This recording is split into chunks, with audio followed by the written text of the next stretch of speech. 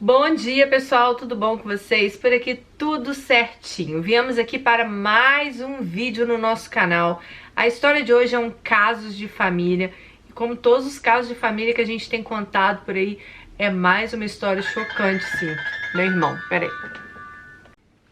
Meu irmão, eu acabei de gravar um vlog, que eu tô fazendo um vlog. Gente, vocês que gostam de vlog, todos os dias à tarde tá tendo um vlog aqui no canal. Então a gente tem 2 vídeos por dia no canal agora, que de manhã são nossas histórias e à tarde vlog do dia a dia.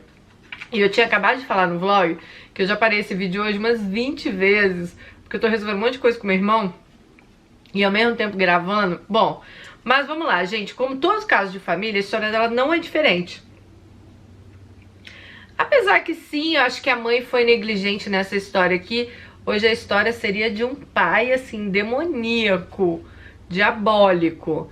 E nós vamos agora saber o que aconteceu com ela. Bom, vamos começar. Deixa eu tirar do... Ai, gente, desculpa. Olha, tá difícil quando eu falo. Agora era meu marido. Bom, vamos começar a história. Oi, Dani, comecei a assistir seu canal há pouco tempo e resolvi contar minha história para vocês. Gostaria muito que você contasse minha história. Se você fizer, por favor, me avisa, pois ficarei muito feliz em ouvir ela na voz de outra pessoa. Vou tentar resumir ao máximo, mas se você achar que está muito comprida, pode dividir em 2 partes. Eu não vou dividir, gente, eu vou contar a história todinha aqui, mesmo que o vídeo fique 40 minutos aí, porque a história dela é grande, mas vale a pena. Pega a pipoca, faz um café, dá uma pausa, pega a pipoca, faz um café, bota as crianças pra dormir e vem aqui assistir, porque vale a pena a história dela. Bom, vamos lá. Me chamo Camila, tenho 32 anos e eu moro hoje no interior de São Paulo. Dani, minha vida já era difícil desde que comecei a formar minhas memórias. Minha mãe teve meu irmão aos 16 anos. Então a mãe dela foi mãe aos 16 anos. E aos 18 eu nasci. Morávamos em um barraco de apenas um cômodo na periferia da minha cidade. Meu pai sempre bebeu muito e nos maltratava quase o tempo todo. Por isso as únicas lembranças boas que eu tenho da minha infância são de quando eu, minha mãe e meu irmão íamos para a casa de uma tia, onde minha mãe trabalhava como faxineira. Lá tinha paz. Eu chegava a invejar a vida dos meus primos. Eu chorava sempre que eu tinha que voltar para casa, porque eu já sabia o que nos aguardava. Cresci vendo a minha mãe apanhar, meu irmão e eu. Meu irmão sempre foi meu companheiro de luta e estava sempre do meu lado. Até pelo fato de sermos quase da mesma idade. Fazíamos tudo juntos, éramos amigos e às vezes inimigos, coisas de irmão. Sofríamos muito, Dani, e conforme íamos crescendo, esse sofrimento ia aumentando. Ainda mais porque fomos tendo consciência que nossa vida era um pesadelo. E nessa fase, eu e meu irmão sempre encorajamos a nossa mãe a fugir. E assim fizemos algumas vezes, mas meu pai sempre ia atrás e nos encontrava e trazia de volta. E a tortura continuava. Até a polícia parecia ter medo dele. Uma vez ele quebrou as algemas na cara dos policiais que nada fizeram. Meu pai naquele tempo era bandido respeitado na favela e ninguém se atrevia a mexer com ele, nem com os meus tios que eram irmãos dele. Por isso era difícil nós conseguirmos fugir daquela situação. Meu irmão sempre estava planejando uma maneira de escapar. Uma das vezes que meu irmão conseguiu fugir sozinho foi a pior fase da minha vida. Me sentia sozinha e abandonada. E só pensava como ele poderia ter me deixado sozinha ali. Dias depois, quando ele foi encontrado e trazido outra vez para casa, ele me disse que não poderia levar uma menina para a rua, que aquilo não era lugar para mim. Ele era meu protetor. E me disse que aqueles dias na rua foram os melhores dias da vida dele, porque ao menos ele não apanhou. E que o frio da rua era melhor do que levar soco na cara. Sim, meu pai nos batia como se bate num homem. Nós tínhamos apenas 8 e 9 anos. Nossa infância nos foi tirada por aquele inferno que meu pai nos fazia viver. E nessa idade já pensávamos como adultos. Tinha um amigo do meu pai que sempre ia em casa para usar drogas com ele. E via até eles injetando drogas na veia. Ela viu o pai injetando drogas na veia, gente. Quando esse homem chegava em casa, ele gritava no portão, chamava meu pai. Quando meu pai nos trancava em casa para bater, sem nenhum motivo. Ah, tá. O cara chegava no portão pra chamar o pai dela pra usar droga. E ela falava que muitas vezes o pai dela trancava eles em casa, ele, ela, a mãe e o irmão, sem motivo, só pra bater. E o que acontecia? Nessa hora, ela ficava pedindo a Deus que aquele homem que ia usar droga com o pai dela chegasse e gritasse no portão, porque meu pai parava de nos bater para ir atender ele. Olha só, gente. Meu Deus, isso são as memórias que ela tem, gente. Ela era uma criança, 8 anos. Ai, olha, eu sei que é difícil ouvir essas histórias, mas a gente tem que contar porque ela passou por isso. Hoje ela tá uma adulta, mas tem crianças que passam por isso ainda. E a gente tem que fazer alguma coisa. Bom, Dani, Deus é tão bom que algumas vezes, quando ele ia começar a nos torturar, ouvíamos o grito daquele homem. Ele nem sabia que o grito dele significava pra gente. Ao menos naquela noite nós não apanharíamos. Meu pai e os irmãos dele eram uns monstros, batiam até na mãe deles, uma senhora com problemas de saúde que eles batiam sem dó. Até quebrar o braço dela uma vez, para você ter ideia do que a gente vivia. Minha avó, antes de morrer, quis ver todo mundo, menos meu pai. Minha infância foi marcada por brigas. Meu pai e seu irmão, que por sinal era nosso vizinho, pareciam se revezar em bater nos filhos. Um dia era eu e meu irmão sendo espancado, no outro sofríamos porque ouvíamos os gritos de terror dos meus primos apanhando junto com a mãe deles. Uma vez meu pai e meu tio brigaram e um pegou a arma pro outro. E ameaçavam atirar se o outro não abaixasse a arma. Nós, criança, no meio daquilo, vendo, gritando de desespero. Um verdadeiro inferno. Minha mãe, coitada, ainda tinha que trabalhar, colocar comida na mesa, porque meu pai era bandido, mas era vagabundo. Ele não trabalhava e ainda pegava o dinheiro da minha mãe para comprar drogas e bebidas. Então, até para ser bandido, o pai dela foi um mau bandido, né? Ele batia nela e na gente juntos, trancados naquele quarto, dizendo que ela ganhou aquele dinheiro. Um momento, gente. Bom, vamos lá. Quando a mãe dela levava dinheiro para casa, gente, além do pai, se é que a gente pode chamar isso de pai, né? Pegar o dinheiro e gastar com droga e bebida, ainda falava assim que a mãe dela tava ganhando aquele dinheiro dando na rua, né? Tipo, tava se prostituindo na rua. Me lembro de planejar comprar veneno de rato para colocar na comida dele, para ver se assim ele morria e nos deixava em paz. Mas sempre tive um coração bom demais e nunca consegui matar meu próprio pai. Mas todo dia eu sentia aquela vontade.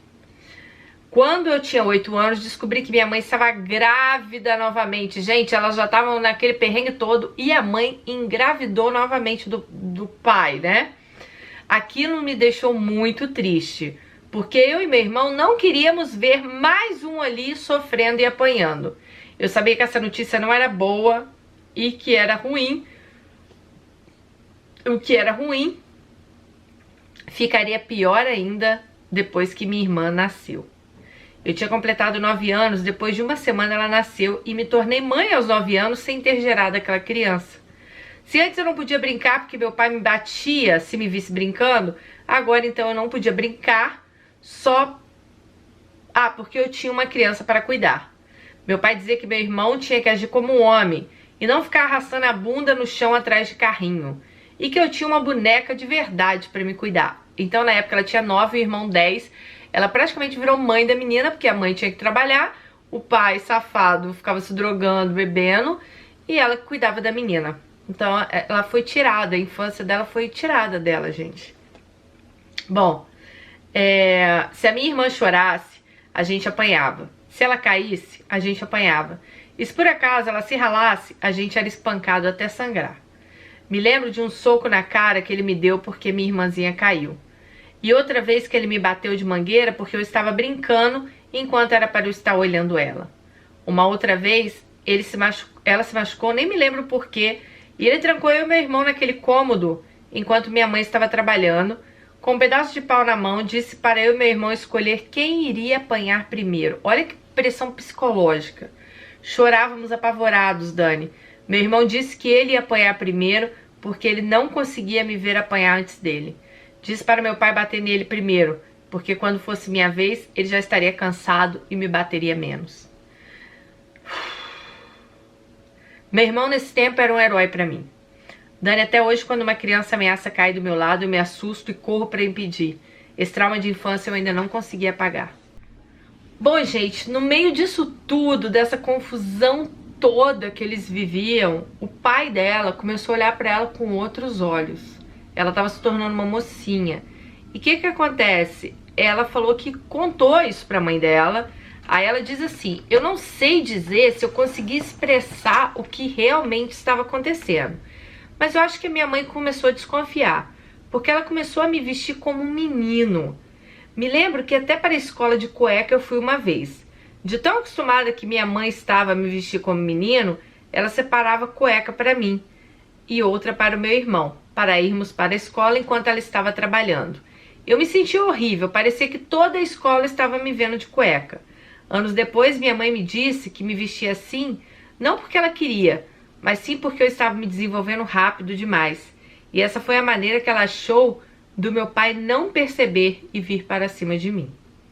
Uma vez ela questionou ele sobre estar abusando de mim. Ele pegou uma arma, atirou no telhado e disse que ia matar todos nós se ela continuasse a dizer aquilo dentro de casa. Não bastava a tortura física, ainda sofríamos a tortura psicológica, que acredito ser até pior do que a física.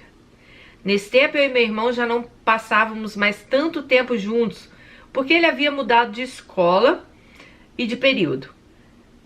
Ele estava na 5ª série e eu na 4ª. E quando eu não estava na escola, eu estava cuidando da minha irmã. Meu irmão começou a dar muito trabalho na escola. Ele era rebelde e fazia tudo que era errado. Muitas vezes eu escondia porque eu não queria. Ela não contava. O irmão fazia coisas erradas na escola, o pessoal contava pra ela, mas ela nem contava em casa porque ela não queria ver o irmão dela apanhar. Ele foi crescendo e começou a se envolver em amizades erradas. Ele dizia que amava a vida que os traficantes tinham.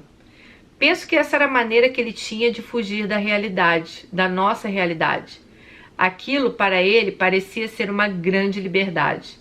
Enquanto eu só queria paz e longe desse tipo de vida, ele queria estar envolvido em coisas erradas. Esse foi o início do nosso distanciamento. Nos mudamos para uma casa maior. Nessa nova casa eu tinha um quarto só para mim e pensei que aquilo seria bom. Meu irmão saía da escola e ia trabalhar como um vendedor de ovos. Me lembro que o primeiro dinheiro que ele recebeu, ele comprou um presente para minha mãe, um jogo de panelas e uma boneca para mim. Ele disse que não queria o dinheiro só para ele. Ele queria deixar nossa mãe e eu felizes. Ele tinha 12 anos e eu me revezava entre a escola e os cuidados com a minha irmã. Um certo dia, minha mãe estava trabalhando, meu irmão no quarto dele e eu no meu. Minha irmãzinha dormindo no berço no quarto da minha mãe. Meu pai aproveitou essa situação e entrou no meu quarto, fechou a porta e veio com tudo pra cima de mim.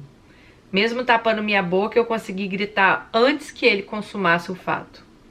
Não sei dizer ao certo quanto tempo ele ficou ali me atacando, mas foi o tempo suficiente para eu ter que praticamente lutar com ele para que ele não chegasse a consumar o fato. Dói muito pensar que o primeiro homem que eu vi pelado na minha vida foi meu próprio pai. Eu chorava tanto que ele acabou se preocupando mais em tapar minha boca do que continuar o que ele veio disposto a fazer. Sinto pena de mim mesma quando me lembro pelo que passei com apenas 11 anos de idade. Não porque eu costumo ter pena de mim, mas por pensar na situação horrível que aquela criança, que era eu, estava passando. Meu irmão veio correndo do quarto e começou a esmurrar a porta. Meu pai se assustou e saiu como se nada tivesse acontecido. Meu irmão era muito esperto e me disse que se eu falasse alguma coisa, iríamos morrer ali. Ele me disse para eu dizer a meu pai que eu iria na padaria e que eu fosse até um orelhão chamar a polícia. Então, o irmão falou, olha, vai lá na padaria e chama a polícia. Quando a polícia me encontrasse, que eu pedisse a eles para ir em casa buscar ele e minha irmã, que ficariam lá me esperando. Me lembro do pânico e da sensação que eu estava quando consegui sair na rua. Eu dizia para mim mesmo que eu nunca mais ia voltar a viver na mesma casa que aquele monstro. Que aquilo acabava ali. E assim fiz. Fiquei ali no orelhão mesmo, esperando a polícia chegar. Eles chegaram, foram em casa, bateram palma, meu pai saiu, levou um susto ao ver eles. Meu irmão saiu com a minha irmã nos braços e meu pai xingava meu pai de tudo quanto era nome. O irmão saiu xingando o pai. Ele até quis ir para cima do meu pai para bater. Ele soltou tudo que havia guardado durante anos, o irmão, né? A polícia nos levou para a casa da minha avó. Mais tarde levaram minha mãe para nossa casa para retirar nossas coisas e disseram que meu pai havia fugido e que se ele aparecesse para ligarmos para a polícia. Aquele foi um dos dias mais felizes da minha vida. Senti pela primeira vez o gosto da liberdade. Eu estava realizando o meu maior sonho, que era se livrar do meu pai. Tive que passar por exames de corpo de delito, audiência, fora, advogado, mas nada acusava de fato meu pai, porque apesar dele ter me molestado, ele nunca conseguiu chegar ao ato sexual. Nesse dia, fiquei com marca de chupada no peito, e ele ainda disse em juízo que aquilo deveria ser algum namorado que fez aquilo. Dani, imagina, namorado, eu tinha 11 anos. Chega a ser engraçada a desculpa ridícula que ele deu. Fiquei traumatizada. Então, gente, o pai, ele não tinha consumado o fato, ele já tinha molestado ela outras vezes, só que dessa vez ele deixou um chupão no peito dela, que foi onde realmente constataram. Eu acho que a nossa justiça ainda é muito falha nesses casos. A Lei Maria da Penha, lei para esses pais que, nossa senhora, que assediam os próprios, molestam os próprios filhos. Nossa senhora, olha gente, um dia eu tenho vontade de me candidatar, porque eu vou botar umas leis assim, severas. Tenho certeza que um dia eu chego lá. Bom, vamos lá. Fiquei traumatizada com tudo que tinha acontecido, mas eu estava feliz de poder viver um pouco longe daquela situação, e eu não tinha muito tempo para pensar. Naquele tempo as coisas eram diferentes, e nem encaminhada por um psicólogo eu fui. Mesmo depois de anos sendo molestada. Quando fomos morar no fundo da casa da minha avó materna, eu ganhei uma bicicleta. Eu podia levar minhas amigas em casa. Eu ficava brincando de bola até tarde na rua. Coisas simples, mas que eu nunca tinha tido a oportunidade de fazer. Brincar com meu irmão livremente era mágico para mim. Mas essa alegria deve ter durado só um mês. Infelizmente, Dani, minha alegria durou pouco. Minha mãe começou a beber muito e quase não vinha em casa. Gente, quando ela sai do inferno do pai, a mãe resolve começar a beber. Jesus amado. Era do trabalho para o bar, do bar para o trabalho. Quando eu mais precisei de apoio e carinho, eu me vi sozinha. Ela não se preocupava, porque como fomos morar no fundo da casa da minha avó, minha mãe não achava que estávamos sozinhos, né? Ou melhor, sozinhas, porque meu irmão também vivia o tempo todo na rua. Eu ia às 11 horas da noite na porta do bar tentar trazê-la para casa, mas não adiantava. Era uma dessas vezes, ela bêbada, ela me disse que eu estraguei a vida dela e que ela não via a hora de eu arrumar um homem para sumir da vida dela. E eu ficava pensando como ela podia chamar de vida aquele inferno que a gente vivia. Levei o nome de vagabunda várias vezes. Eu nem sabia o que significava vagabunda ainda. Aquilo pra mim doeu mais do que as surras que eu levei do meu pai. Mas guardei aquelas palavras e fui embora chorando, para passar mais uma noite com a minha filha, aí ela bota em parênteses irmã, que tinha se tornado minha única companhia. Meu pai começou a invadir a casa de madrugada e uma noite eu acordei e vi ele dentro de casa. Sentia tanto ódio dele que eu não sei nem explicar. Fiz o maior escândalo, mas ele sempre voltava e sempre dava confusão. Vi meu pai apanhar do meu tio várias vezes. Ele tentou matar minha mãe com uma faca. Ela também foi pra cima dele com uma faca, ou seja, minha vida continuava um inferno. A mãe bebeu, o pai invadia a casa várias vezes, ela gritava, o pai saía, Gente, imagina isso. Meu irmão estava com 13 anos e vivia na vida como se ele tivesse 30. Passava dias fora de casa. O irmão, que era o melhor amigo dela, né? Ele passou a vender drogas, namorava, e a namorada dele estava grávida. Ele se tornou pai em novembro de 1999, com 14 anos, o irmão dela se tornou pai, gente. Minha mãe cuidava da casa e comida, e trazia tudo que a gente precisava, mas nunca esteve presente. Eu estava entrando na adolescência, cheia de dúvidas, tristezas, e não tinha ninguém que ao menos sentasse e me explicasse coisas da vida. E olha que a família da minha mãe é enorme. Me pergunto como que uma família tão grande, ninguém se importou em me ajudar por anos. Triste isso, né, gente? Ai, Senhor. Parentes só servem mesmo para cuidar das nossas vidas e mais nada. Tipo fazer fofoca, né? Ela quer dizer. Passei um ano todo esperando ansiosa a virada do ano só para ganhar um abraço da minha mãe. Ela não fazia ideia de como eu precisava daquilo.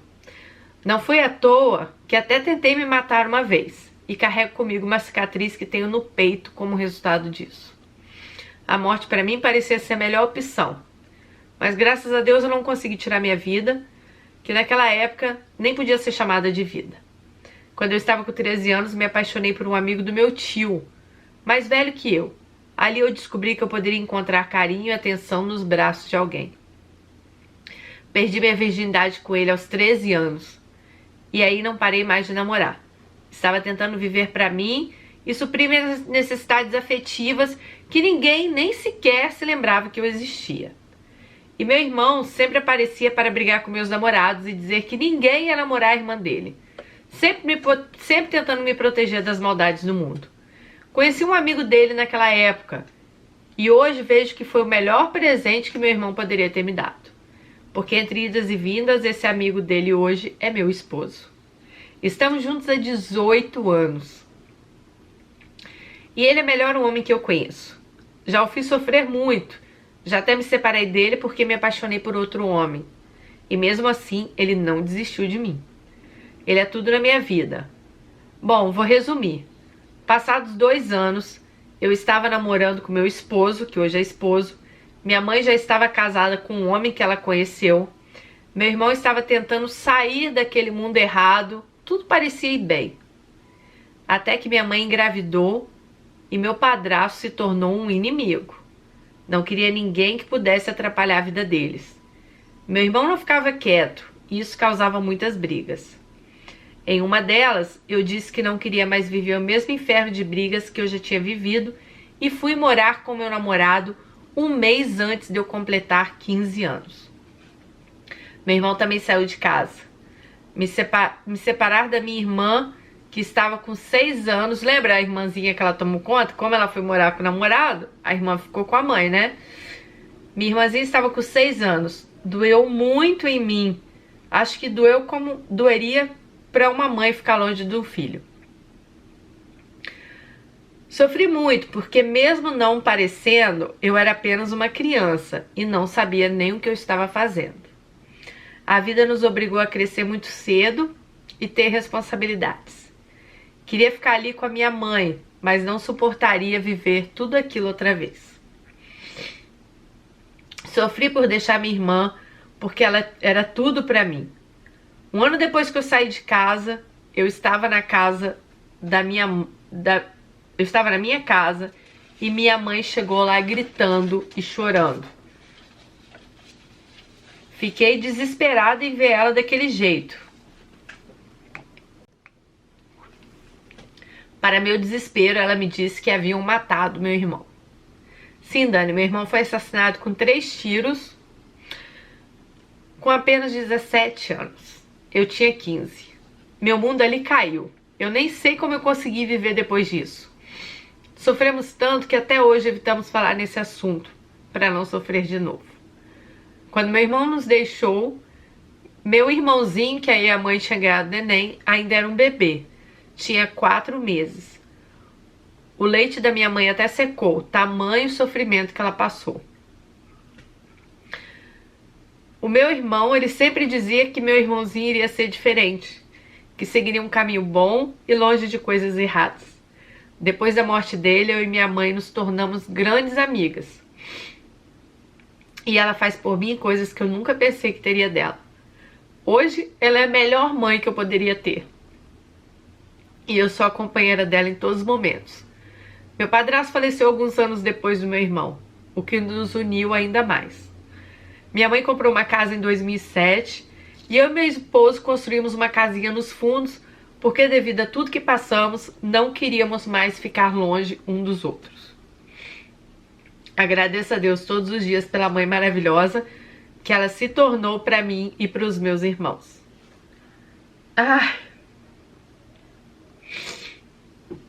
Meu pai foi preso em 2003, mas ficou preso somente 3 anos por tudo que ele me fez. Não tenho raiva nenhuma dele. Pedi a Deus que me ensinasse a perdoar e Deus me ensinou. Inclusive, já ajudei meu pai inúmeras vezes. Hoje ele está velho, vive como um mendigo, apanha na rua e sofre horrores. Minha mãe já ajudou ele com roupa, sapato. Ele disse que por pior que ele seja, ela disse que por pior que ele seja, eu não tô conseguindo nem enxergar, mas peraí. Ai.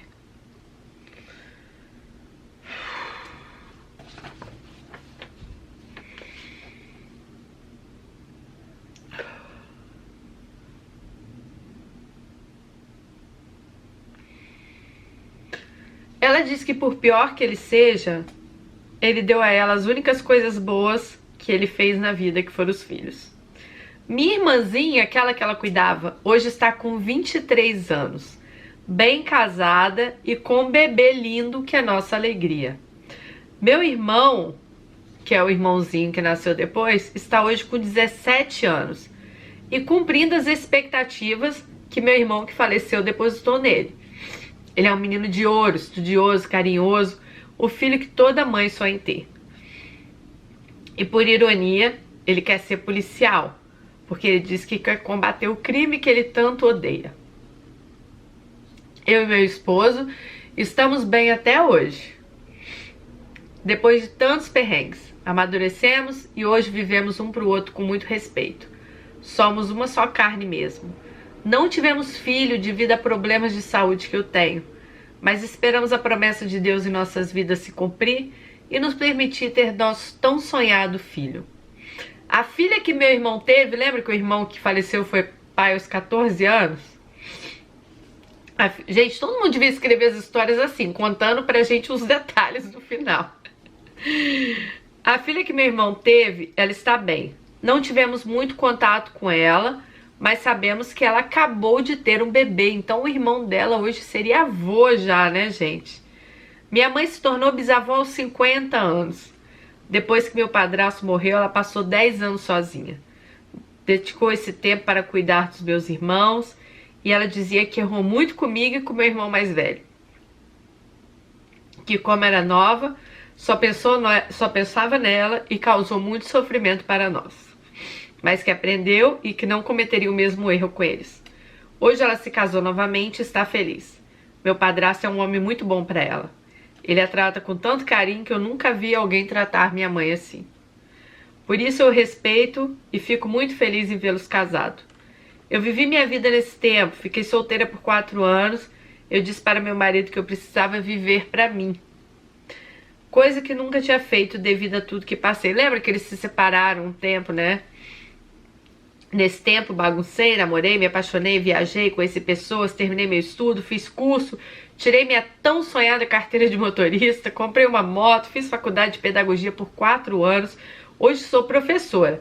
Estou desempregada, mas minha hora vai chegar. Vivo sem luxo, mas não me falta nada. Não gosto muito de conviver com meus parentes, sabe, Dani? Porque eles dão valor para quem tem mais dinheiro e eu não tenho. Já fui muito humilhada por eles em algumas reuniões. Já tive que ouvir que sou a única que está velha e não tem filhos. Que moro nos fundos, que ando num carro velho, que fiz uma faculdade de merda, que não prestou nem para me dar um emprego. Ainda sofro por isso. E para não sair dando na cara de uns e outros, como já fiz, prefiro levar nome de antissocial e não estar no meio deles.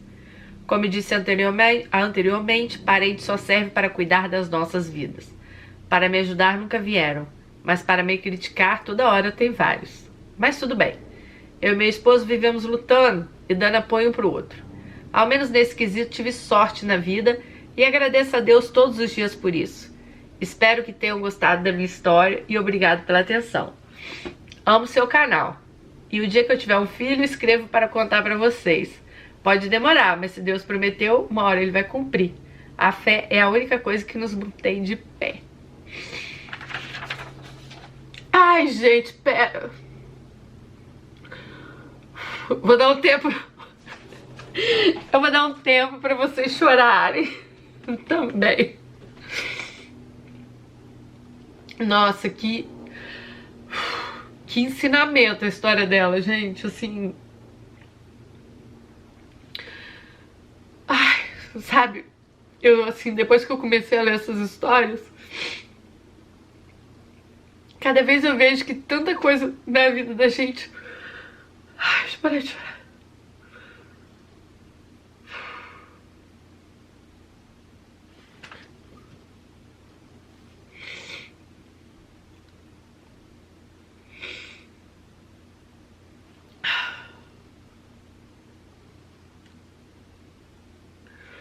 Depois que a gente começou a ler essas histórias, assim, sabe? Eu sempre achei que minha vida foi difícil. Mas hoje, lendo a história de vocês, eu acho que eu não passei nem um tiquinho do que muitas meninas aqui passaram. E se antes eu achava, sabe, que muita coisa na vida da gente não é o valor que realmente a gente tem que... Por exemplo, gente, a gente vê tanta gente passando momentos difíceis, tanta gente se superando, sabe? E às vezes você abre notícias ou umas coisas, gente reclamando por causa de coisa tão boba, tão mínima, porque não conseguiu comprar aquela bolsa que queria, ou porque engordei um quilo, nossa, depois de um voo de 8 horas da primeira classe, olha minha pele como está feia, não queria estar parecendo assim no vídeo. Cara, que nojo que me dá dessas pessoas, sabe? Porque é tudo tão supérfluo. Sabe, depois que a gente começa a ver a vida das pessoas, entender as histórias das pessoas, né? A gente pensa assim, meu Deus, quanta futilidade, né? Quanta gente passando. Gente, isso ela passou, mas do mesmo jeito que ela passou, quantas crianças não podem estar passando a mesma coisa que ela passou hoje? A gente sabe que tem, né? Principalmente em comunidades carentes. Infelizmente, pais que molestam filhos, pessoas que às vezes a gente pensa assim, meu Deus, o que será dessa criança? O que será do futuro dessa criança, sabe? E ela ali obrigada a conviver com droga, com bebida, com violência, sendo molestada. Então, assim, as outras coisas se tornam tão pequenas, né?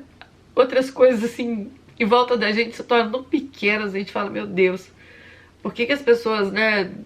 Vocês estão me entendendo o que eu quero falar? Então acho que essas histórias têm sido um aprendizado assim, de vida pra mim também. E eu já falei pra vocês, eu quero entrar muito nessa luta, sabe? Não sei se um dia eu vou ter uma ONG, não sei se um dia... A gente já começou essa luta aqui no canal. Não sei se um dia eu vou entrar numa polícia, eu não sei, gente. Mas eu sei que isso tem que ser mudado. Eu sei que isso a gente tem que mudar. A gente tem que ter leis mais severas para isso. A gente não pode deixar do jeito que tá, né? Tem pessoas sofrendo nesse momento. Pessoas que vieram pro mundo para ser feliz, como eu, você, né? Que ter uma cama para dormir. Gente, não tem nada melhor do que você ter paz dentro da sua casa. Você chegar em casa, ter uma comidinha te esperando, sabe? Ter um lar em harmonia. Você viver num lar, a gente viu tantas meninas aí, meu Deus, e que fortes essas meninas, que elas se superaram, elas conseguiram dar a volta por cima, elas conseguiram... Então nada é impossível, sabe? Eu acho que com um pouco de ajuda, a gente pode mudar a vida de muitas pessoas. Elas conseguiram mudar sozinhas, mas quantas aí não conseguem? Você viu o irmão dela, ela conseguiu, o irmão não. Com 17 anos ele foi morto. Porque era a vida que ele conhecia, era aquela ali, sabe? Não tinha muita esperança, não tinha muita esperança do que ia acontecer no futuro. E a gente tem visto histórias assim todos os dias.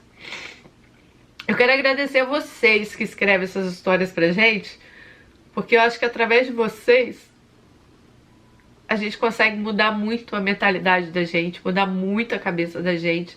São histórias que têm me ensinado muito. Tenho certeza que para muita gente essas histórias têm também ensinado bastante.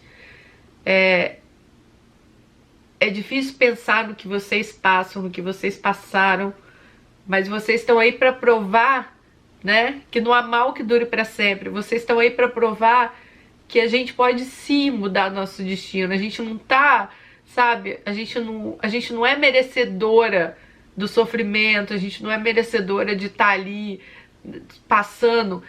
Isso aí eu digo até não só família, gente, porque família, infelizmente, ela é uma criança.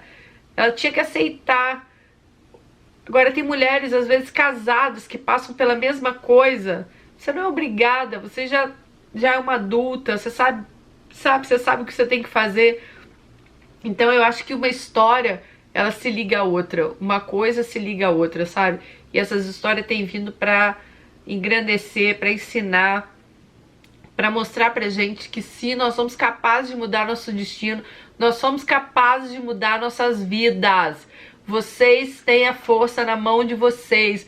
Não se intimidem, não tenham medo. Pensem que tem um futuro bom esperando por vocês. Não deixe ficar nessa vida aí que você tá tendo hoje. Essa não é a vida que você merece. Se você tem uma vida que não está te fazendo feliz, essa não é a vida que você merece. Olha, história de crianças que conseguiram dar a volta por cima. Porque, querendo ou não, isso aconteceu quando ela era criança, entendeu? Então, vamos aí, ó, arregaçar as mangas, homens, mulheres que hoje não estão felizes em qualquer área da sua vida, arregaça as mangas e mude o seu destino. Nós podemos, sim, gente, nós podemos mudar nosso destino. Temos visto isso todos os dias aqui no canal. E eu tenho certeza que essas histórias têm ajudado muitas pessoas. E a gente não tem o que falar da história dela, né? Muito obrigada por esse aprendizado que você passou pra gente hoje, essa história que você passou pra gente hoje, o poder do perdão também, que você perdoou a sua mãe, que também era uma vítima disso tudo, se a gente for pensar. Muito obrigada mesmo. Se você tem uma história para mandar pra gente, manda daniresponde@hotmail.co.k. Tá aqui embaixo no box de informação. Tem nossa página do Mundo Gringo, Instagram, @DaniDelanos. Tá todos os links aqui embaixo, tá bom? Pra você entrar em contato com a gente. Ai, gente, eu não aguento mais chorar nesses quadros. Tem que deixar um lencinho por perto. Um super beijo. Se você gostou, não esquece de dar aquele joinha pra gente continuar esse quadro, contando as histórias e o pessoal continuar mandando. E muito obrigada, gente, muito obrigada mesmo, porque vocês fazem esse quadro por mim. Se não fossem as histórias de vocês, a gente não teria esse quadro aqui no canal. Então eu agradeço de coração mesmo a cada um. Eu queria poder, assim, mandar um presente para cada pessoa que manda a sua história. Quem sabe um dia a gente vai conseguir, sim. Nosso canal vai crescer, as visualizações vão crescer, a gente vai começar a ganhar dinheiro nesse YouTube. E quem sabe a gente não consegue mandar uma lembrança para cada pessoa que mandar a história, para todas essas pessoas também que já participaram e passaram por aqui. Porque com certeza vocês fazem e fizeram parte e vão continuar fazendo parte desse canal. Beijo, love you, até o próximo, tchau!